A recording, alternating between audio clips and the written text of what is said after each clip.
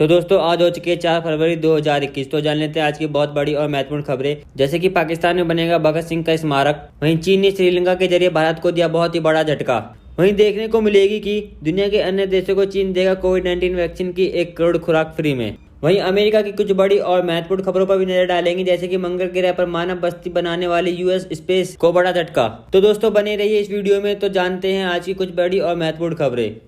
तो आइए दोस्तों, रोज की तरह हम बात करते हैं पाकिस्तान की कुछ बड़ी और महत्वपूर्ण खबरों की। अगर हम बात करें पहली बड़ी खबर की, तो भारत की शक्ति से पाकिस्तान पस्त, जनरल जावेद बाजवा ने अलापा शांति का राग। पाकिस्तान के सेना प्रमुख जनरल कमर जावेद बाजवा ने मंगलवार को कहा है कि पाकिस्तान और भारत को कश्मीर मुद्दे पर गरिमापूर्ण और शांतिपूर्ण तरीके से हल करना चाहिए। आतंकियों के खिलाफ भारत के सख्त रवैये और सीमा पर पाकिस्तान की नापाक हरकतों का भारत द्वारा सख्त जवाब देने के बाद पाकिस्तान रवैये में नरमी देखने को मिल रही है। वहीं अगली बड़ी खबर की बात करें तो पाकिस्तान के मंत्री ने कहा कि अपनी रिस्क पर वैक्सीन लगवाएं, इससे कई देशों में हो चुकी है मौत। पाकिस्तान को चीन से 5 लाख मुफ्त वैक्सीन मिली है। इसके बाद देश में फ्रंट लाइन वर्कर्स को वैक्सीनेट किया जा रहा है, लेकिन यहाँ के मंत्री महामारी और वैक्सीनेशन पर बेतुके और गैर जिम्मेदाराना बयान दे रहे हैं। पाकिस्तान के पंजाब प्रांत की health minister doctor Yasmin Rashid ने मंगलवार को कहा, अगर कोई वैक्सीन लगवाना चाहता है तो बिल्कुल लगवाए, लेकिन उसका रिस्क उसे खुद ही लेना होगा। राशिद के मुताबिक वैक्सीन के कई साइड इफेक्ट्स हैं और दुनिया में कुछ लोगों की इसकी जान भी जा चुकी है। वहीं अगली बड़ी खबर की बात करें तो पाकिस्तान में फैसलाबाद में भगत सिंह का जन्मस्थल बनेगा स्मारक,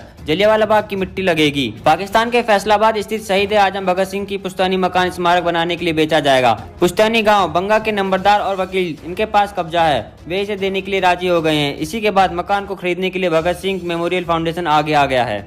वहीं अगली बड़ी खबर की बात करें तो भारत पाकिस्तान संबंधों को लेकर यासीन मलिक की पत्नी ने दिया बयान। पति को लेकर कही है बात। कश्मीर से अनुच्छेद 370 हटने के बाद अलगाववादियों की दुकानें बंद हो गई हैं। इसी कड़ी में कश्मीर के अलगाववादी नेता यासीन मलिक की पत्नी मुसाल हुसैन मालिक ने पाकिस्तान सरकार से मांग की है कि वह भारत से सभी तरह के राजनयिक संबंध तोड़ ले।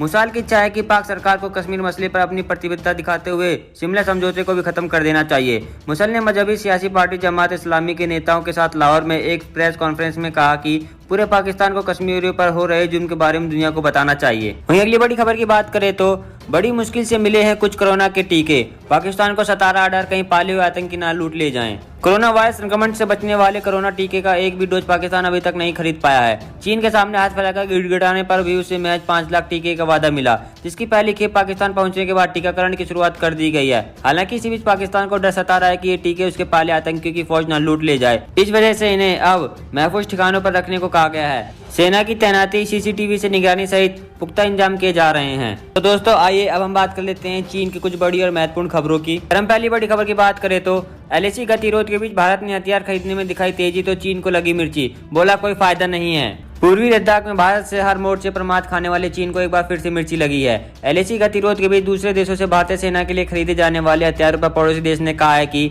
इससे कोई फायदा नहीं होने वाला। दरअसल जब से वास्तविक नियंत्रण रेखा यानी कि एलएसी पर भारत और चीन के बीच आमना सामना हुआ है, तब से केंद्र सरकार अपनी सेना को और अधिक ताकतवर बना रही है। इसके लिए अमेरिका, फ्रांस, रूस आदि देशों से बड़े स्तर पर हथियार खरीदे जा रहे हैं, ताकि किसी भी स्थिति से निपटने के लिए तैयार रहा जा सके। वहीं अगली बड़ी खबर की बात करें तो चीन ने श्रीलंका के जरिए भारत को दिया एक और झटका।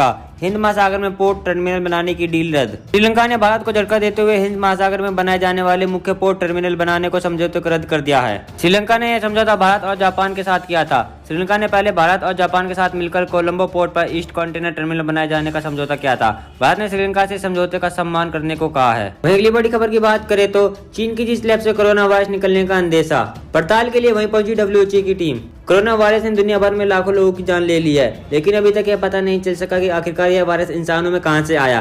कुछ एक्सपर्ट्स यह भी कहते आए हैं कि कोरोना वायरस चीन के वुहान में मौजूद रिसर्च लेबोरेटरी से निकला और दुनिया भर में फैल गया। अब इसी लैब में विश्व स्वास्थ्य संगठन यानी कि डब्ल्यूएचओ की टीम जाकर पहुंच चुकी है। वहीं अगली बड़ी खबर की बात करें तो दुनिया के अन्य देशों को चीन देगा कोविड-19 वैक्सीन की 1 करोड़ खुराक। जहां से कोरोना वायरस का संक्रमण शुरू हुआ था, वहां से अब दुनिया में कोविड-19 वैक्सीन की 1 करोड़ खुराक भेजी जाएगी। चीन ने बुधवार को ग्लोबल कोवैक्स अभियान के तहत विकासशील देशों को कोरोना वायरस की 1 करोड़ खुराक देने की योजना को ऐलान किया है।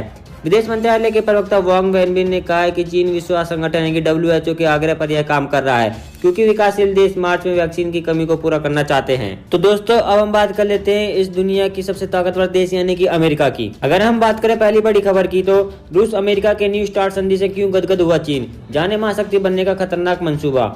अमेरिका और रूस के बीच new strategic arm reduction treaty से चीन गदगद है। सवाल यह है कि चीन का इस संधि से क्या लाभ होने वाला है, जबकि वह इस करार का हिस्सा भी नहीं है। फिर उसकी प्रसन्नता के पीछे आखिर गहरे राज क्या हैं? चीन को ऐसा लगता है कि इन 5 वर्षों में वह अपनी सैन्य क्षमता को विस्तार कर लेगा। हालांकि चीन ने अभी यह खुलासा नहीं किया है कि उसके पास कितने वारहेड हैं और Stockholm International Peace Research Institute के एक आंकलन ने इसकी संख्या 320 बताई है। वहीं अगली बड़ी खबर की बात करें तो गांधी प्रतिमा से तोड़फोड़ के मामले में FBI जांच की मांग, क्या अमेरिकी सांसदों ने की घटना की निंदा। बता दें कि सेंट्रल पार्क में महात्मा गांधी की 6 फुट ऊंची लगभग 295 किलोग्राम वजनी की कांसे की प्रतिमा से पिछले सप्ताह कुछ अज्ञात लोगों ने तोड़फोड़ की थी। इस प्रतिमा को आधार स्तंभ से हटा दिया गया था। स्थानीय प्रशासन ने इस मामले में केस दर्ज कर जांच शुरू कर दी है। कांग्रेसी सांसद राजा कृष्णमूर्ति ने कहा है कि मैं FBI से इस मामले की जांच करने की मांग करता हूं। FBI को चाहिए कि भारतीय अमेरिकियों के बीच दरार पैदा करने के लिए हेट क्राइम के नजरिए से इसकी जांच करे। ऐसा संभव है कि ये हेट क्राइम का मामला हो सकता है।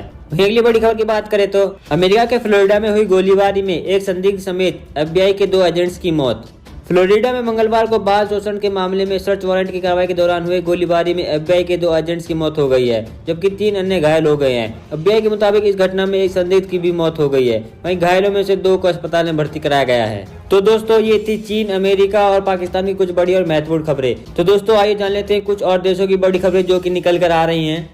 अगर हम बात करें पहली बड़ी खबर की तो स्वास्थ्य कर्मचारियों के लिए 390 करोड़ जुटाने वाले ब्रिटिश दिग्गज टॉम मूर का निधन। कोविड-19 से निपटने को लेकर राष्ट्रीय स्वास्थ्य सेवा के लिए 390 करोड़ जुटाने वाले ब्रिटिश दिग्गज टॉम मूर का 100 वर्ष की उम्र में निधन हो गया है। 22 जनवरी को कोविड-19 पॉजिटिव आने के बाद उनको अस्पताल में भर्ती करा गया था। वहीं बात करें अगली बड़ी खबर की तो म्यांमार में लोगों ने गाड़ियों के हॉर्न और बर्तन बजाकर किया सैन्य तख्तापलट का विरोध। म्यांमार के सबसे बड़े शहर यांगून में मंगलवार को लोगों ने गाड़ियों के हॉर्न और बर्तन बजाकर देश में हुए सैन्य तख्तापलट का विरोध किया है। सोशल मीडिया पर वॉइस आउट फॉर डेमोक्रेसी लिखकर लोगों ने वीडियो पोस्ट किए। वहीं तख्तापलट के विरोध में बुधवार को देश भर में 30 शहरों के अस्पतालों और स्वास्थ्य विभाग के कर्मचारियों ने काम रोक दिया था। वहीं अगली बड़ी खबर की बात करें तो कोविड-19 के कारण सऊदी अरब ने भारत सहित 20 देशों के यात्रियों पर लगाया बैन। सऊदी अरब ने कोविड-19 के संक्रमण को रोकने के लिए भारत समेत 20 देशों को लोगों को आने पर स्थायी रूप प्रतिबंध लगा दिया है। प्रतिबंध में राजनयिकों, सऊदी नागरिकों व स्वास्थ्य कर्मियों को छूट मिली है। हाल ही में सऊदी के स्वास्थ्य मंत्री ने कहा था कि नागरिकों ने कोविड-19 नियमों का पालन नहीं किया तो नए प्रतिबंध लगाए जा सकते हैं।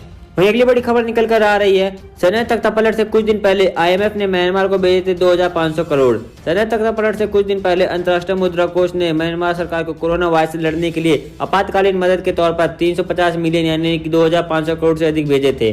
IMF के एक प्रवक्ता ने बताया कि हम सभी बदलते घटनाक्रमों पर करीब से नजर रख रहे हैं। अर्थव्यवस्था पर इसके प्रभाव को लेकर हम बहुत चिंतित हैं।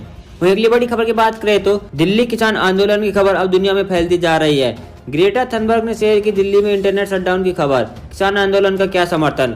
स्वीडिश पर्यावरण कार्यकर्ता ग्रेटा थनबर्ग ने किसान आंदोलन के बीच दिल्ली की सीमाओं और हरियाणा के जिलों में इंटरनेट शटडाउन की खबर को लिंक शेयर करते हुए ट्वीट किया, हम भारत में किसानों के प्रदर्शन के साथ खड़े हैं। वहीं अमेरिकी गायिका रिहाना ने भारत में किसान आंदोलन पर कहा, हम इस पर बात क्यों नहीं कर रहे हैं। तो दोस्तों ये थी आज कुछ बड़ी और महत्वपूर्ण खबरें। और वीडियो अच्छी लगे तो मेरे चैनल को सब्सक्राइब करें, वीडियो को लाइक करें, अपने दोस्तों के साथ शेयर करें।